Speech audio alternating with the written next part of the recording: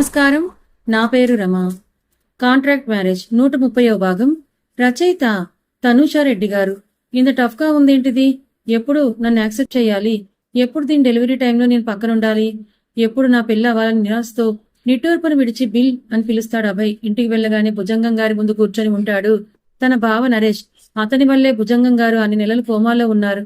ఇప్పుడు కోలుకున్నారు అంటే అందుకు అయాజ్ అండ్ అమీర్ ఖాన్ గారే కారణం. లక్షలు ఖర్చు పెట్టి ట్రీట్మెంట్ అందించారు. అతన్ని చూడటంతోనే కోపంతో ఊగిపోయిన శశికళ పైకిలే, ఎవరిని అడిగి ఇంట్లోకి వచ్చావు? నిన్ను చూస్తుంటే నాకు చంపేయాలనిపిస్తోంది. నీ వల్లే మా నాన్న చావు బ్రతుకుల మధ్య పోరాడి బయటపడ్డారు. గెటౌట్ అని ఆవేశంగా అరుస్తుంది శశికళ. అమ్మా శశి, మీ బావ మారిపోయాడు, ఆవేశపడకరా. మన ఆస్తిని వెనక్కి ఇచ్చేయడానికే వచ్చాడు. సారీ కూడా చెప్పాడు. నీ పరిస్థితి తెలిసి జాలిపడ్డాడు కూడా. ఏంటి నాన్న మీరు అంటోంది? జాలిపడ్డమేంటి? నేనేమి ఒక దయాదాక్షిణ్యాల మీద ఆధారపడి బ్రతకట్లేదు. ఇతని నమ్మడం పాముని నమ్మడం ఒకటే అవుతుంది నాన్న. ముందు మీరు ఇతన్ని పంపించేయండి మన ఇంట్లో నుంచి, ఆవేశంగా అన్న శశికళ నరేష్ని కంపరంగా చూస్తుంది. శశికళ ఇంకా నన్ను నమ్మట్లేదు మావయ్య. తన కోపంలో కూడా న్యాయం ఉంది కదా, కానీ నేను చెప్పిన దాని గురించి బాగా ఆలోచించండి అని ఆ నరేష్ బయటికి నడిచి తన బైక్ను స్టార్ట్ చేసుకుని ఇంటికి వెళ్ళిపోతాడు. ఏం చెప్పాడు వాడు నీతో నాన్న? నిన్ను పెళ్లి చేసుకుంటాడంటే శశి. వాట్? కోపంగా అర్చింది శశికళ. అవునమ్మా, శశికళ ప్రమేయం లేకుండా జరిగిన తప్పుకి వచ్చిన కడుపుకి తనని బాధ్యురాలను చేయడం ఇంకా పెద్ద తప్పవుతుంది. శశికళ కడుపులో ఉన్న బిడ్డను కూడా నేను తండ్రిలా ఏ లోటు రాకుండా చూసుకోగలని చెప్పి వెళ్ళాడని చెప్తారు భుజంగం గారు. ఏం మాట్లాడుతున్నారు నాన్న మీరు? నా కడుపులోని బిడ్డకు తండ్రి నన్ను వదిలించుకోలేదు. అలా అని నా కడుపులోని బిడ్డకు తండ్రిని నేను కాదని తప్పించుకోలేదు. అలాంటప్పుడు అసలు సంబంధమే లేని వాడు నా బిడ్డకు తండ్రి అవుతాడంటే మీరెలా నమ్మారు? తలుచుకుంటేనే కంపరంగా ఉంది నాకు. మీకు నాకు ఎలాంటి గతి పట్టించాడో గుర్తుండే వాడు చెప్పే మాటల్ని మీరు నమ్మారా నాన్న? నేను నమ్మడం కాదు. నీ మనసులో ఏముందో చెప్పు శశి. డబ్బుకు మాత్రమే విలువిచ్చి తన జలసాల కోసం తిరిగే ఆ అభయ్ను నువ్వు యాక్సెప్ట్ చేస్తున్నావా? నీ జీవితం నాశనం చేసిన వాడి మీద నీకు ప్రేమ ఉండడం ఏంటమ్మా? ఆడపిల్ల అంటే ఆట బొమ్మ అనుకునే వాడికి నువ్వు తగవు. లేదు నాన్న, నాకు కాస్త సమయం ఇవ్వండి. నేను ఏ నిర్ణయం తీసుకునే స్టేజ్లో లేను. నాకు మీరుంటే చాలు. వాడి మాటలు మీరు నమ్మకండి. ఆస్తి ఇచ్చినట్టే ఇచ్చి నా మీద ప్రేమ జాలి ఉన్నట్టుగా నటిస్తూ పెళ్లి పేరుతో మన ఇంటిని కూడా లాక్కోవాలని చూస్తున్నాడు వెధవ. వాడు మళ్ళీ మన ఇంటి గడప తొక్కితే నేను అసలు సహించను నాన్న అని కోపంగా చెప్పిన శశికళ తన గదికి వెళ్ళిపోయి డోర్ బిగించుకుని గట్టిగా అరవడం వల్ల కడుపులో నొప్పిగా అనిపిస్తుంటే పొట్టని పట్టుకుని బెడ్ మీద వాలిపోయింది నీరసంతో. హాట్ షవర్ చేసిన అయాస్ బెడ్రూంలోకి టవల్తో వస్తే కాఫీతో సతీమణి రెడీగా ఉంటుంది. నీటి బిందువులతో మెరుస్తున్న అయాస్ పలకలగల దేహాన్ని చూస్తుంది. అక్కడక్కడ తన గోటి గుర్తులు మచ్చలుగా మిగిలిపోయి వీపు మీద ఛాతీ మీద కనిపిస్తూ ఉంటే it's property belongs to me అన్న గర్వపు నవ్వు ఆమె పెదాల మీద పూస్తుంది. ఏంటన్నట్టుగా అయాస్ తల తుడుచుకుంటూ కనుబొమ్మల్ని ఎగరేస్తాడు. సో హాట్ మిస్టర్ ఖాన్ అని ఆయిషి కవ్వింపుగా కళ్ళతోనే నవ్వుతూ చూసింది. ఆమె బుగ్గను లాగి నవ్వుకున్న అయాస్ ఆయిషి ముందే డ్రెస్అప్ అవుతాడు. షర్ట్ బటన్స్ ని తనే పెడుతూ కాలర్ను సరిచేసిన ఆయిషి రఫ్ గా ఉన్న బియర్డ్ కు ఆఫీస్లో వర్క్ ఉందా అని అడుగుతుంది. ఆమె బటన్స్ పెడుతూ ఉంటే కుదురుగా ఉన్న తన చేతిలోని నడుముని తడుముతూ ఉంటే ఆఫీస్లో వర్క్నే ఉంటుంది ఆయిషి అని వెటకారంగా అంటాడు.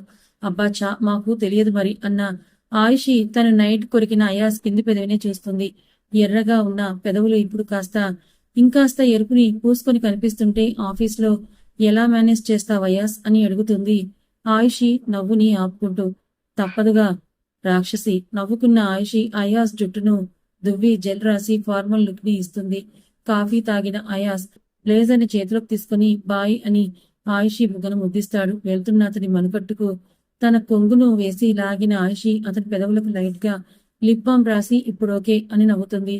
జోయా, అత్తయ్య రెడీ చేస్తున్నారు. నేను స్కూల్కి తీసుకుని వెళ్తాను. తమరు ఆఫీస్కి వెళ్ళండి మిస్టర్ ఖాన్. మారవే నువ్వు. నీ విషయంలోనూ ఛాన్స్. దేశంలో అబ్బాయిలు కరువున్నారా? అందరి కళ్ళు నా మొగుడి మీదే ఉంటే నేనెలా ప్రశాంతంగా ఆమ్ తినాలి? నేనెలా లాల తాగాలని ఆయిషి జోయాని ఇమిటేట్ చేస్తుంటే ఆపవే బాబు అని నవ్వుకుంటూ ఆయిషి భుజం చుట్టూ చేయేసి కిందకి నడిపిస్తూ ఎక్కువగా స్టెప్స్ ఎక్కడం దిగడం చెయ్యకు. టైంకు తిని మెడిసిన్ వేసుకుని రెస్ట్ తీసుకో. నేను వచ్చేసరికి ఇదే ఎక్లో నీ ఫేస్ లో ఉండాలని బేస్ వాయిస్ తో అయాస్ చెప్తుంటే అన్నింటికీ సరే అని ఊపడుతుంది ఆయుషి. కిందకి నడిపించిన అయాజ్ ఫస్ట్ జోయాకు తినిపించి ఆయిషీకు తను తిని మిగిల్చింది జోయాని కిస్ చేసి అయాజ్ సగం తిని వదిలేసిన ప్లేట్లోనే తిన్న ఆయిషీ కంబేబీ అని నజియా గారికి చెప్పి తనే సెల్ఫ్ డ్రైవ్ చేసుకుంటూ స్కూల్కు రీచ్ అవుతుంది. కార్ దిగగానే బుడ్డది బాయ్ మమ్మ అని వెళ్ళిపోతుంటే ఆగు జోయా, డాడీను హ్యాండ్సమ్ అన్న విస్ను చూపించవా అని అడిగింది ఆయిషీ. క్యూ మమ్మ, థ్యాంక్స్ చెప్దామని.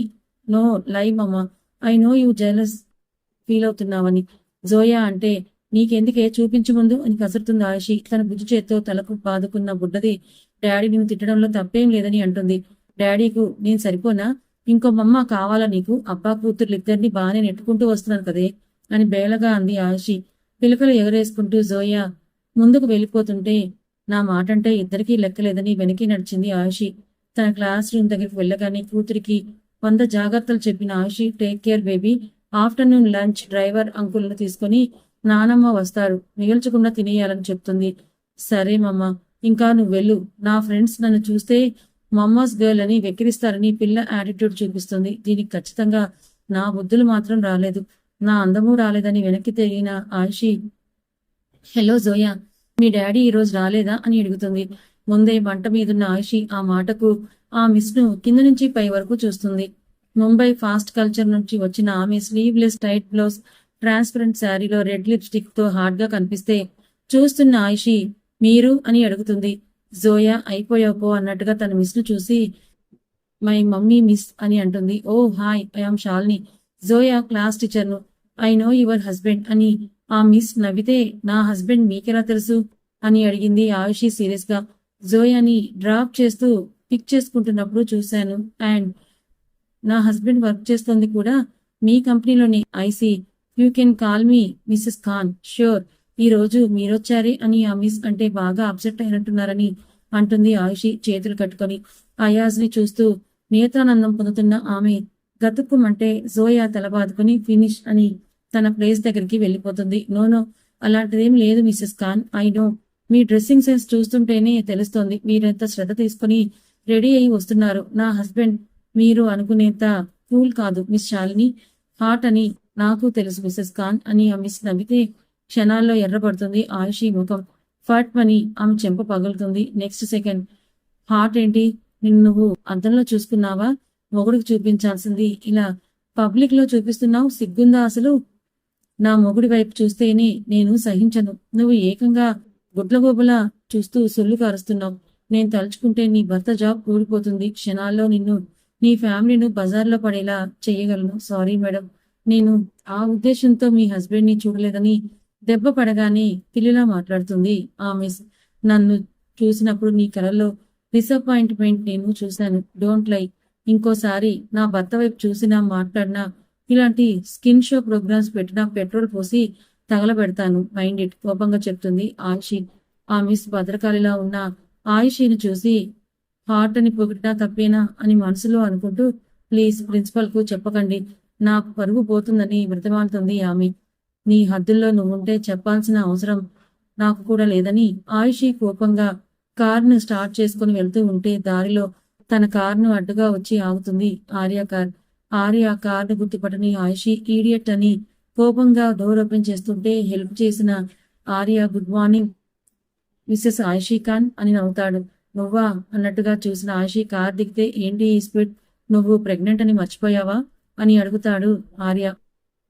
అదేదో డిస్టర్బెన్స్ వల్ల.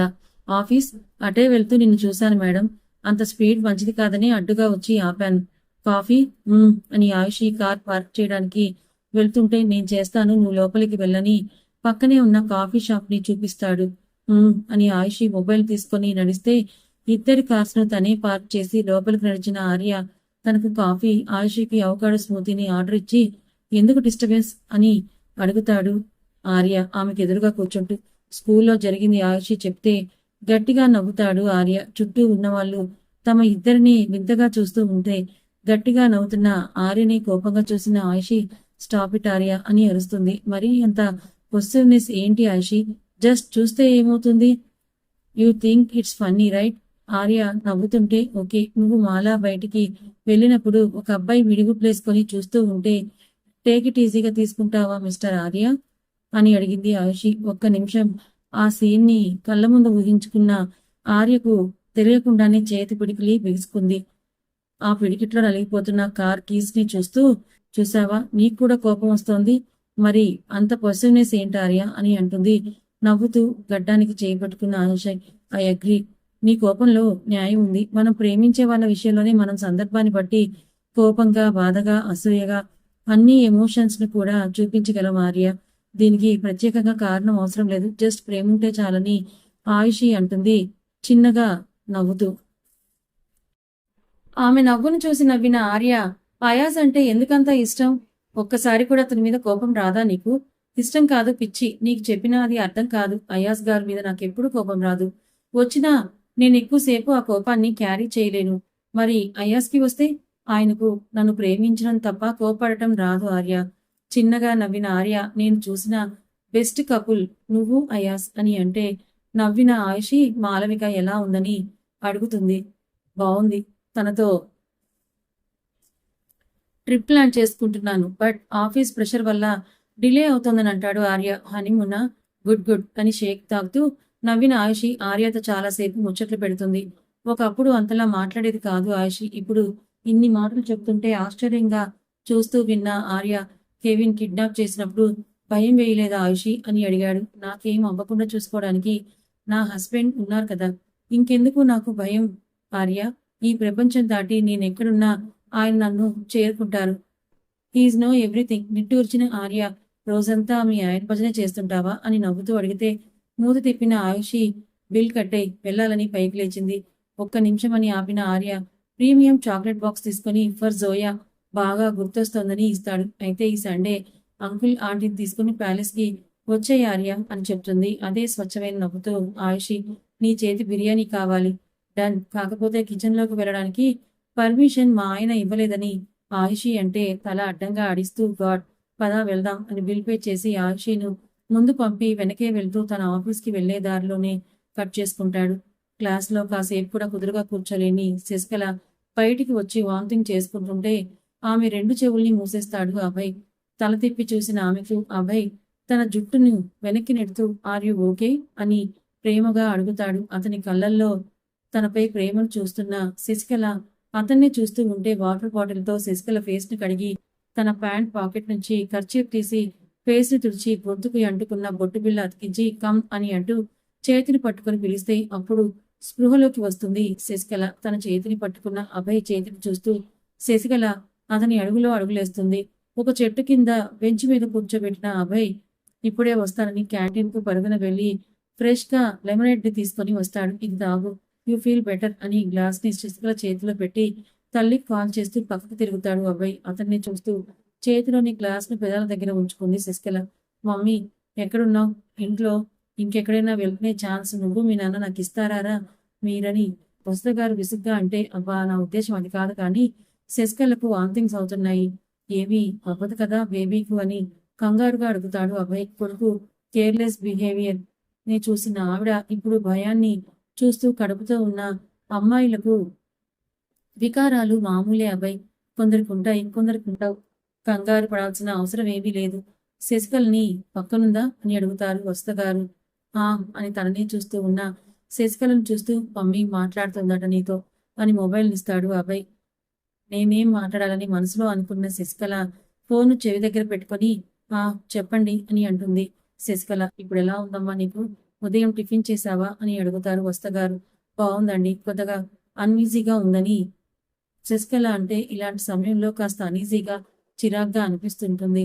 కాలేజ్ ప్రిన్సిపల్తో అంకుల్ మాట్లాడతారు, నువ్వు కొన్ని రోజులు ఇంట్లోనే ఉండి రెస్ట్ తీసుకో శశికళ అని ఆప్యాయంగా చెప్తారు వసుధ గారు. దానికి కూడా ఏవి మాట్లాడదు శశికళ. ఎగ్జామ్స్ ఉన్నాయండి, ఇప్పుడు కాలేజ్కి రాకపోతే ఈ ఇయర్ మొత్తం వేస్ట్ అయిపోతుందని కాసేపటి మౌనం తర్వాత చెప్తే, నేను చూడాలని ఉంది, ఒకసారి ఇంటికి రామ్మా, లేదా నేనే వస్తాను, అది కూడా నీకు ఇష్టం లేకపోతే బలవంతం చేయనని అంటారు వసుధ గారు.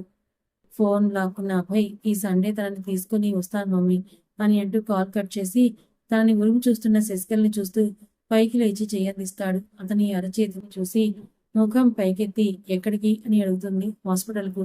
నువ్వు సరిగ్గా లేవని నీ మొహమే చెప్తుంది. శశి, నేను రాను, ఐఆమ్ ఫైన్, రిస్క్ వద్దు, కోపం నా మీద, బేబీ మీద కాదుగా అని శశికళ చెయ్యి పట్టుకొని లాగిన అభయ్ కార్ దగ్గరికి నడిపించి డోర్ ఓపెన్ చేస్తాడు. కూర్చో, నీ థింగ్స్ తీసుకొని వస్తానని మళ్ళీ క్లాస్ రూమ్ వైపు అభయ్ వెళ్తే కార్ని మొత్తం కూడా చూస్తుంది శశికళ. కార్ మిలమిలా మెరుస్తూ కనిపిస్తుంటే డాష్ బోర్డ్ ఓపెన్ చేసిన ఆమెకు సిగరెట్ ప్యాకెట్ లైటర్ కనిపిస్తుంది. చిచ్చి, వీడు మారడని మొహాన్ని అప్రసన్నంగా పెట్టుకుంటే Sasikala bag and mobile back సీట్లోకి వేసి డ్రైవింగ్ కూర్చున్న అభయ్ ఇంతకు ముందు శశికళను ట్రీట్ చేసిన డాక్టర్ కాల్ చేసి వస్తున్నట్లుగా విషయాన్ని చెప్పి అప్పటికప్పుడు అపాయింట్మెంట్ తీసుకుంటాడు అభయ్. కథ ఇంకా ఉంది. మరి చాలా మంది శశికళ క్యారెక్టర్ మరీ వరస్ట్ గా ఉందంటున్నారు. మీరు నిజం చెప్పండి, శశికళ ప్లేస్ లో మీరుంటే ఏం చేస్తారు? నిజంగా మనకి ఇష్టం లేకుండా ఒక మగాడి చేతిలో బలైపోయిన ఒక ఆడదాని పరిస్థితి ఎలా ఉంటుంది? నిజంగా అతను మంచివాడే అయినా కూడా అంత తొందరగా యాక్సెప్ట్ చేస్తుందా? అలాగే శశికళ క్యారెక్టర్ కూడా తనకి జీవితంలో జరిగిన ఒక సంఘటన వల్ల, అది కూడా తన మానాన్ని పోగొట్టుకోవడం వల్ల తన అలా టఫ్ గా ఉంటుంది, అంతే తప్ప ఇంకొకటి కాదు. మెల్లమెల్లగా మన అభయ్ శశికళని కూడా మార్చుకుంటాడులేండి. మరి ఆయిషి అయాజ్లా ఈ ప్రేమ మీకు ఎలా అనిపించింది? నచ్చిందా? నచ్చితే లైక్ చేయండి, మరికొంతమందికి షేర్ చేయండి. ఇలాంటి మరిన్ని మంచి కథల కోసం ఛానల్ని సబ్స్క్రైబ్ చేసుకోండి. Thank you so much.